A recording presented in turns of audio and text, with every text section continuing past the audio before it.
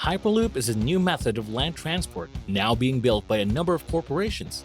It will see people riding in floating capsules at over 700 miles an hour, speeding either above or below ground together inside massive low-pressure tubes. Welcome to TEKNXS, a place where luxury and finance lovers come to get inspired. Let's jump into today's topic.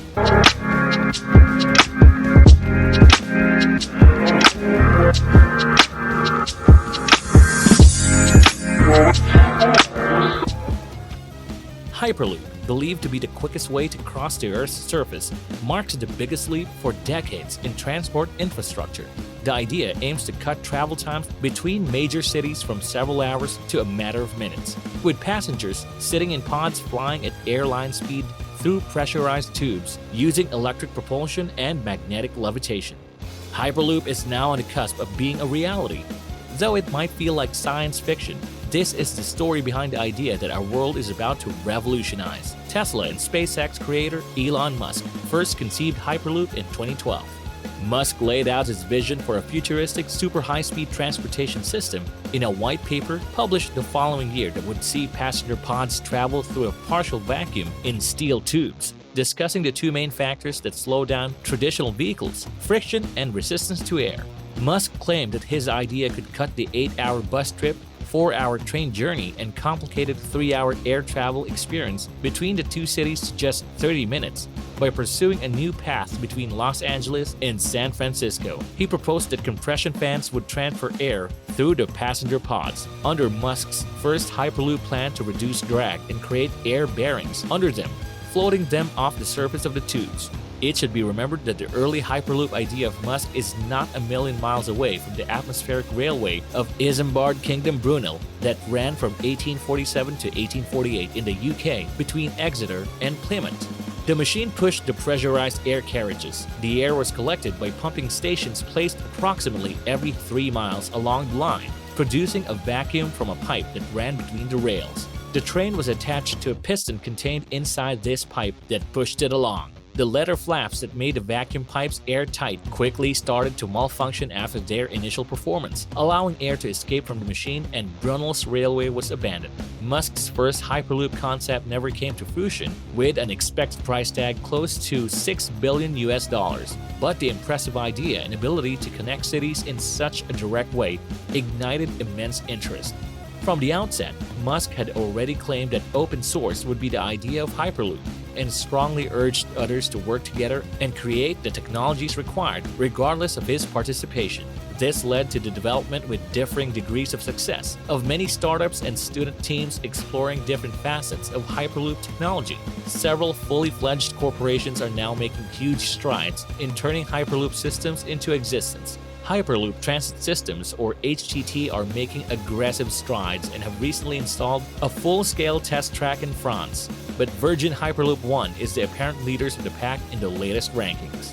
Virgin Hyperloop One is on target to fulfill its ambitious goal to put a series of Hyperloop into service by 2021. Originally founded as Hyperloop One in 2014, the business was rebranded in 2017 after a major acquisition by Sir Richard Branson. Virgin Hyperloop One's invention incorporates two fundamental concepts, deviating somewhat from Musk's initial design. The first is magnetic levitation, a device that is now used to lift the passenger pods and drive them along their rails in monorails. Two sets of magnets are used by magnetic levitation, one to repel the train from the track and raise it upwards, and the other to drive the floating train down the track at significant speed with diminished friction. The second theory is that the passenger pods use low-pressure, vacuum-enclosed environment to fly in. The pods face little or no opposition when they pass by extracting much of the air from the tubes and making little contact with the earth. Inside the pipe, the air pressure is equal to traveling 200,000 feet above sea level. Such an atmosphere allows the capsules, consuming relatively little electricity, to achieve speeds of over 760 miles per hour. By virtue of being in a tube, the device is insulated by the atmosphere and can function in almost any climatic condition. The device of Virgin Hyperloop One is regulated by advanced software that ensures that acceleration and deceleration steadily happens, going largely unnoticed by those who ride inside. In May 2017, after constructing a 500-meter track in the Nevada desert, Virgin Hyperloop One performed multiple experiments based on individual features of the system in a full-scale system evaluation. The propulsion, braking, levitation, and vacuum systems all perform well, and to date, the team has reached a peak speed of over 240 miles per hour. Virgin Hyperloop One has launched a global competition to identify the routes best positioned to benefit from Hyperloop technologies, to advise their ambitions for the construction of a fully operating network that is accessible for everyone. With over 2,600 submissions, the competition has been limited to just 35 possible sites, with good support from governments and local designers for each submission. Virgin Hyperloop One is currently collaborating with 10 winners in 5 countries in collaboration with each of the locations on how to better deliver Hyperloop technology on live networks. The corporation revealed its first concept commuter pods for the Dubai-Abu Dhabi Hyperloop route in February 2018, a network that will cut the car travel time between the two cities significantly from 2 hours to just 12 minutes. There are significant benefits of Hyperloop. Hyperloop stations or portals are designed like rail stations to be situated within inner-city areas with convenient connections to current transport networks.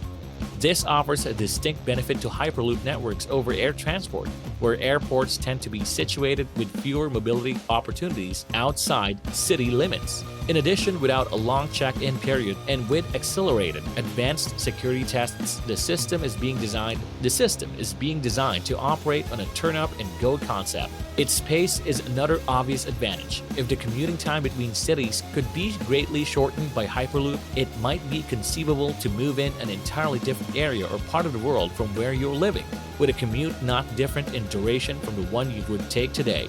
With people no longer confined to living close to where they work, this opens up a wide variety of accommodation and job opportunities. Our towns, where infrastructure is also still keeping up with growth and where house prices have been unattainable for most, may also be placed under strain. Hyperloop has the power to revolutionize the way we live, operate, and fly with speeds rivaling airplanes, with 9 of the top 10 busiest air routes in the world being international. As the vacuum of the atmosphere offers no opposition, a Hyperloop device takes relatively little energy to propel pods across its tubes. As such, green technologies such as solar and wind may be used to fuel the systems, providing a significantly safer alternative to air transport. There are a variety of questions that automatically jump to mind as you imagine the possibility of humans being hurled in tubes across the Earth's surface at almost supersonic speeds. Perhaps the first is the effect of a possible break or breach in one of the tubes, probably as the result of an earthquake or other impact. Virgin Hyperloop One explains that they have solved this by building dense steel tubes that are incredibly difficult to puncture or crack. In addition, the tubes are designed to survive pressure changes and air leakage while protecting their structural integrity. Theoretically, owing to the improved air resistance, a rapid injection of air into one of the tubes will simply slow down the pods. Via an auxiliary power boost, the pods could then be guided to the next portal. The option to section off sections of the route and to repressurize parts where major emergencies exist and all pods are required to be equipped with emergency exits is also available. Externally, Hyperloop structures can travel primarily on elevated, seismically engineered pylons that can switch and flex independently of each other in the event of a significant earth shift, mitigating harm. Sensors along the path will report problems to the control center of the networks automatically. In discussing the natural safety issues posed, Virgin Hyperloop One also points out that any time they take a flight, millions of people are still flying in metal tubes at high speeds, and that the use of jet aircraft was accompanied by various concerns when that mode of transport first became widespread. While the concept of Hyperloop can seem far-fetched given the industrial advancement achieved in the past 200 years, the current pace of technology penetration in our cultures and the substantial advancements made by Hyperloop firms around the world.